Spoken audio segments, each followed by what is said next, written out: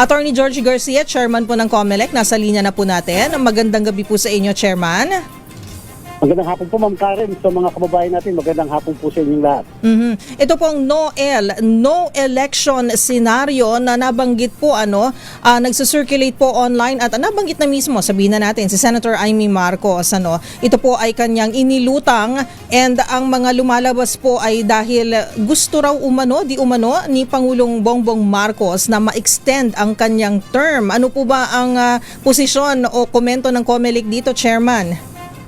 Papangunin po natin ang agam-agam ng mga kababayan natin sa pagsasabing imposible pong walang eleksyon sa 2028. At dahil po, alam niyo, Ma'am Karen, yung pinakalagay mismo sa ating saligang batas. Saligang batas, hindi po ito pwedeng baguhin kahit na anong ordinaryong batas lamang. At makapagbabago lamang nito ay kung magkakaroon ng pagsususog ng pagbabago sa ating saligang batas. Gusto ko pong sabihin, baka kasi sinasabi ng iba, baka magkakaroon ng constitutional assembly o yung constitutional convention. Sa kasalukuyan po, kung natatandaan ng lahat, meron ng attempt, mga 2 taon na nakalilipas, na baguhin ang ating saligang batas. Ang ginawa po ni COMELEC, sinuspend po namin ang aming rules o mga patakaran tungkol sa pagsususog ng pagbabago sa saligang batas. Suspended po yan. Hanggang ngayon, Ma'am Karen, yan po ay suspended pa rin, hindi po namin nililift. And therefore, kung meron pong gugustuhin na magkaroon ng pagsususog ng pagbabago sa saligang batas, ay hindi po ito mangyayari sapagkat wala pong rules o guidelines na meron sa kasalukuyan ng COMELEC dahil nga po, again, hanggang ngayon ito ay suspended. Okay, so at least malinaw na po yan, Chairman. Pero nabanggit nyo na tuloy-tuloy hindi po maaaring masuspend o kumbaga magkaroon ng no election sa 2028 dahil naaayon po ito sa saligang batas. Meron po ba mga instances, Chairman George Garcia, sir, na pwede pong hindi matuloy ang isang national elections? Sasagutin ko po yan for academic discussion. Pero again, wag pong mag-worry mga kababayan natin na ito po para lang sa discussion. Yes, pero po nangyayari, ang tawag po dyan, Ma'am Karen, ay yung postponement of the election. Pero yung pong postponement of the election, nasa Section 5 yan ng ating Omnibus Election Code, nangyayari lang po yan. Halimbawa, Ma'am Karen, hindi naman buong Pilipinas. Sa isang bayan, bigla kasing nagkaroon ng violence, talagang hindi makalabas yung mga tao. Terorismo, hindi talaga makalabas ang mga tao, hindi makaboto. O kaya naman nagkaroon ng tinatawag na force majeure, yung hindi inaasahan tulad ng bagyo, lindol, o kaya pagputok ng bulkan, hindi inaasahan. Ang sabi ng ating batas, pwedeng ipagpaliban ang halalan, subalit ito'y kinakailangang ituloy muli 30 araw pagkatapos mawala yung naturang dahilan kung bakit ito pinagpapaliban. Biglang hindi na pumutok ang bulkan o 30 days from there, count ka, yung po yung matutuloy ang halalan. O kaya naman, biglang nagkaroon ng violence, terrorism, tumigil na yan.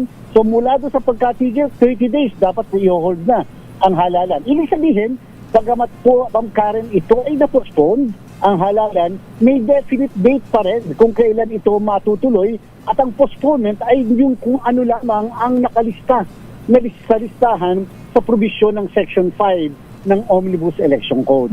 Okay, so hindi po pwedeng pangkalahatan Luzon, Visayas at Mindanao sabay-sabay. Kumbaga may mga sabihin na natin isolated cases. Tama po ba, Chairman? Opo.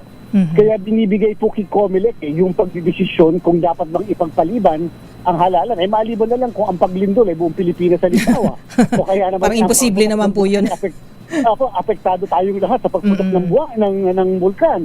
O kaya naman po, Ma'am Karen, talagang yung terorismo o yung violence ay buong Pilipinas, hindi makakaboto ang mga mamamayan. Binibigay po ang diskresyon kay COMELEC, pero limitado lamang doon sa grounds na sinight sa probisyon ng batas at limitado rin doon sa isang lugar kung saan nangyari yung ground na yon at limitado rin doon sa kung kailan matutuloy na ang halalan pagkatapos mawala yung ground na yon. Yes, and you've mentioned, Chairman Garcia, 30 days after dapat ay magkaroon na ng eleksyon at ito ay ilulunsad na. Yes po, Ma'am Karen, at yan po talagang napakahigpit ng ating batas. Kung napapansin po ng lahat, hindi po halos ginagamit o nagagamit ng COMELEC yung provision na yan ng Section 5 ng ating Omnibus Election. Kung talagang in extreme cases lamang natin gagawin yun, kasi kung kaya namang isagawa ang halalan kahit pa nga may konting violence o kahit pa nga mayroong terorismo, pero kayang isagawa, kayang masigurado na ang mga mamamayan ay makakapunta pa rin sa mga presinto, itutuloy at itutuloy natin ang halalan. So kita nyo po, hindi po buong Pilipinas ang nasa konsepto ng batas. Kung hindi pulo-pulutong, bayan-bayan lang, pero hindi pwedeng buong Pilipinas hanggat maaari na hindi matutuloy. Kaya po sure ang ating halalan sa Mayo ng 2028. Okay. Attorney, siguro, just pretend that I am a very curious student. Ano po, na ganito naman po itatanong ko. Kung ito po pulupulutong, baryo-baryo, at may mga extreme cases kaya hindi po pwedeng magsagawa, paano po kung on a national scale, like pandemic, ayan po, health crisis po ito, hindi po tayo pwedeng lumabas. Pero nataon po na nakaschedule po ang eleksyon. Medyo hirap po ang movement po ng ating mga kababayan, lalong-lalo na po yung mga senior citizens at yung may mga sakit, may mga pre-medical conditions po. This one is, linilinaw lang po natin ulit, Chairman, this is parang educational, discussion. Discussion lang po itong senaryo na ito. Hindi po tayo nagsasabi na ito po ay nangyayari, pinaplano o maaaring mangyari. Go ahead po, Chairman. Kung nangyari po, Ma'am Karen, halimbawa lang yung COVID-19 na nangyari noong 2020, na kung sakaling panahon yun merong dapat halalan, ay malamang na hindi natuloy ang halalan sapagkat yun ay may tinatawag na force majeure, yung act of God. Hindi mo naman inaangin pa ba naman, napipredict ba natin may COVID-19 sa 2028 halimbawa? Hindi naman natin naasahan yun. So biglang pumasok yung limitado ang pagkilos ng tao na hindi makalabas, ay malamang hindi matuloy ang halalan at matutuloy lang ang halalan kung kailan pwede nang makalabas muli ang mga mamamayan 30 araw makatapos mag-cease o ika nga'y huminto ang naturang kadahilanan. Pero siyempre, sa puntong ito na 2026, 2028 po, Ma'am Karen, ng eleksyon, mapipredict ba natin kung ano mangyayari sa 2028? Alam ba natin merong force majeure, yung act of God? Alam ba natin merong ganyan na halimbawa na dadako sa ating bansa? So siyempre po, hindi. Ganun po yun. Kung yan ay nangyari, yung COVID-19 sa panahon na may halalan, baka po talagang sadya na yun ang kadahilanan. Pero, matutuloy pa rin. Hindi pwede pong unlimited na postponement. Hindi po pwedeng wala na eleksyon kasi may COVID-19. Kung kailan huminto ang COVID-19, halimbawa, ay tsaka po maitutuloy yung halalan.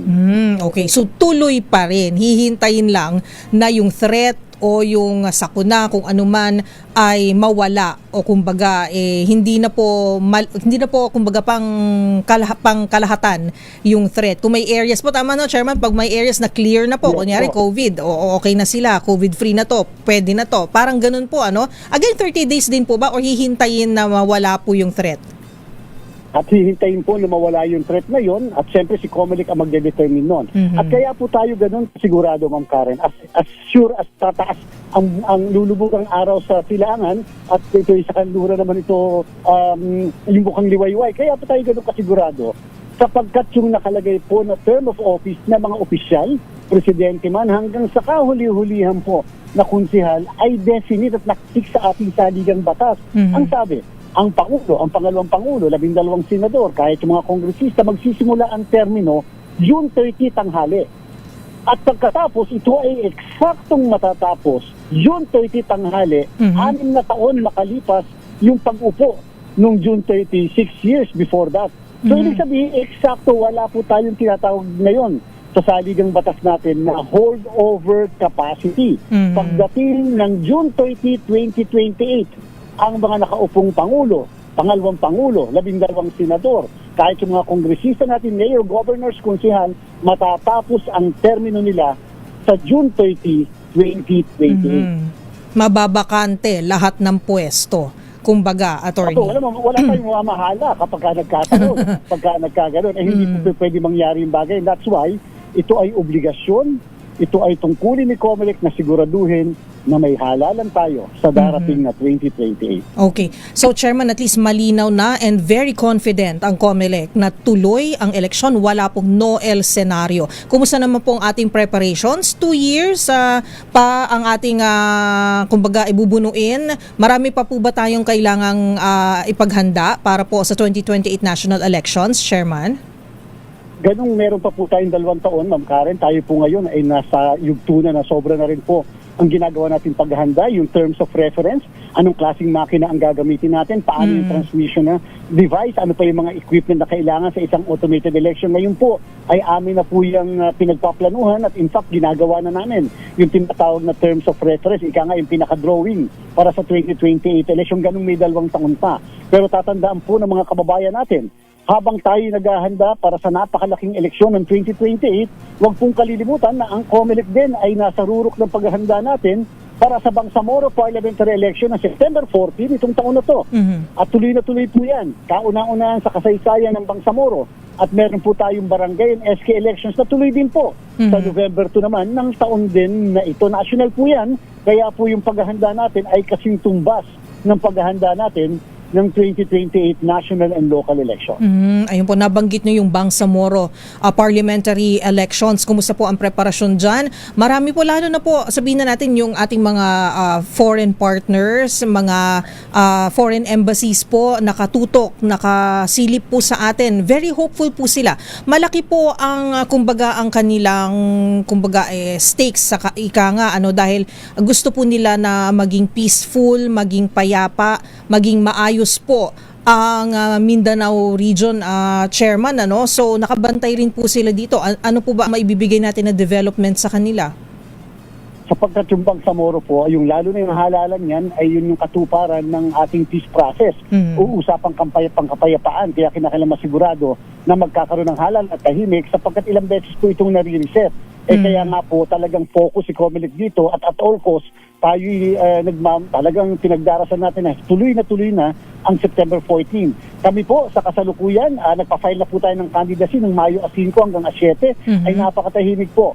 Wala kahit na isang untoward incident na nangyari upang magkaroon ng kaguluhan doon po sa filing ng candidacy. So magandang simula po yan. Yes. Yung mga political parties, yung mga kandidato nakapag-file ng kanilang mga petition dito sa amin sa COMELEC. So far, so good po. Walang kahit po dito sa panahon na magkakampanyahan na, malapit na, ay wala rin po tayo na monitor na untoward incident. Nagpiprint na po kami ng balota sa pagdating po ng buwan ng Hunyo at hopefully po makapag-deploy kami ng mga kagamitan pagdating sa buwan ng Hulyo hanggang Agosto bilang paghanda na doon sa September 40 naman na halalan. Kung kaya, alam niyo po, ang eleksyon po sa Bangsamoro ay automated election. Sabi ng batas na ipinasa ng Kongreso, kung ano ang ginamit ni COMELEC ng mga sistema, kagamitan, mga equipment o makina, yun din ang gagamitin sa darating na Bangsamoro Parliamentary Election. Ang barangay and SK election po, Ma'am Karen, Manual. ay manual na halalan. Ito po'y mano-mano. So yung nabanggit nyo po na automated yung eleksyon sa Bangsamoro, this is also a way, tama po ba, para masiguro yung kredibilidad ng magiging resulta ng eleksyon? Kung pagbabatayan kasi natin yung 2025 election, pinakamabilis po yan sa kasaysayan ng ating bansa. Nakapagproklama kami ng mayor gabi ng araw ng eleksyon hanggang kinabukasan madaling araw. Ang ating mga governors, 2 araw lang ay naiproklama natin. Ang mga senador na iproklama natin, 5 araw lang pagkatapos ng halalan. Yan po ang pinakamabilis sa kasaysayan ng eleksyon sa ating bansa.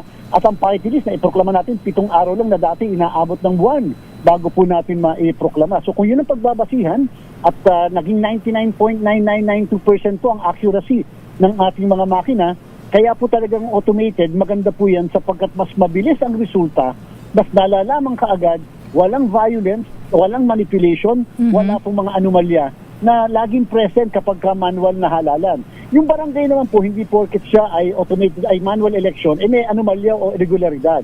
Kasi po, ang proklamasyon sa barangay ay nangyayari doon sa eskwelahan lang kung saan kayo bumoboto sapagkat wala namang tinatransmit na result. Sapagkat kung ang isang barangay may 2 presinto lang, doon na rin po magkakaroon ng tinatawag na pagbilang at doon na rin magkakaroon ng proklamasyon sa mismong paaralan. Yes, okay. So, good luck po, Chairman, sa mga darating. Sabi ko nga kanina, bago po tayo nag-usap on air, hindi lang naman po malalaking eleksyon ng tinututukan. In between, ang dami pa rin pong tinatrabaho ng COMELEC. Chairman, ano pong inyong mensahe sa ating mga nanonood at nakikinig sa DZRH? Sana po huwag tayo masyado magpapaniwala po sa mga fake news at at the same time sana po tututo kayo sa mga katulad po ng DCRH sa programa po ni na Ma'am Karen upang mas lalo tayo nagkakaroon ng kaalaman. Garantya po ng inyong commission election bilang isang constitutional body.